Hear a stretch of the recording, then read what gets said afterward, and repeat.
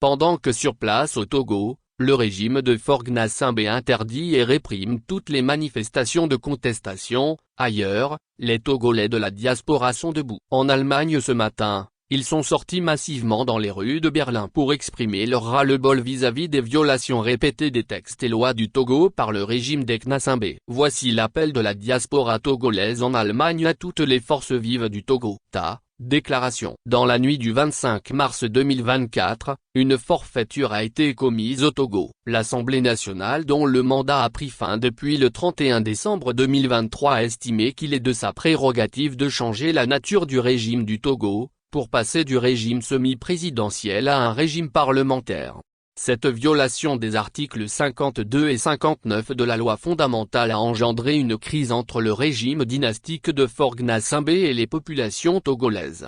Considérant la volonté manifeste d'imposer au peuple souverain du Togo une nouvelle constitution. Considérant que malgré la désapprobation générale suscitée dans l'opinion nationale et internationale, le régime s'entête à faire passer en force sa nouvelle constitution.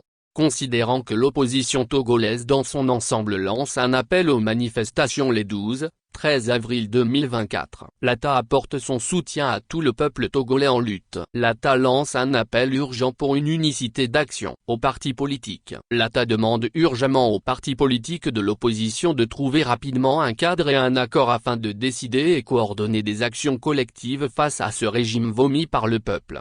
L'ATA insiste sur cette urgence car face à un adversaire commun clairement identifié, le peuple togolais ne peut comprendre ou accepter que les principales forces démocratiques tardent à parler d'une seule voix et agir collectivement. Le peuple a besoin de voir ses leaders unis pour faire basculer le rapport de force. L'ATA met en garde tout parti politique, se réclamant de l'opposition, et qui s'opposerait à cette approche. Ce parti sera déclaré comme obstacle à la volonté collective des Togolais de mettre fin à ce régime, responsable de leur peine et souffrance. Aux organisations de la société civile et de la diaspora mondiale. L'ATA lance également un appel pressant à une fédération de toutes les organisations engagées afin de coordonner toutes actions futures dans le cadre de la lutte de libération. Plus précisément en ce qui concerne la diaspora, l'ATA tient à souligner le devoir de responsabilité envers la nation, eu égard au poids et à l'importance qu'elle constitue.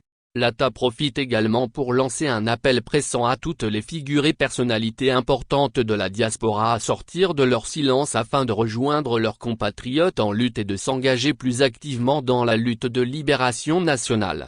L'ATA demande aux Togolais de la diaspora à faire du 27 avril 2024 une journée de protestation devant toutes les ambassades et représentations du Togo dans leur pays hôte.